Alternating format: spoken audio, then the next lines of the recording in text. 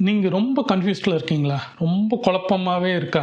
எந்த டிசிஷன் எல்லாம் எடுக்க முடியல. ரொம்ப டென்ஷனா இருக்கு அப்படின்னு நீங்க ஃபீல் பண்றீங்கன்னா, உங்களுக்காண்டி தான். நீங்க எந்த பிரச்சனையா இருந்தாலும், அது ஒரு மனித ரூபத்துல இருந்தாலும் சரி, இல்ல உங்க சூழல்னால ஏற்பட்ட ஒரு கன்ஃப்யூஷனா இருந்தாலும் சரி, 2 நாள் 2 நாள் அத பத்தி யோசிக்காம விட்டுருங்க. அத பத்தி எந்த என்குயரி வந்தாலும், எந்த எதிர்வினை வந்தாலும், அத பத்தி பதிலே சொல்லாம 2 நாள் விட்டுட்டு 3வது நாள் எடுங்க. தெளிவான பதில் உங்ககிட்ட இருந்தே பிறக்கும். யாரும் சொல்ல வேண்டாம். நீங்களே ஒரு டிசிஷன் எடுப்பீங்க.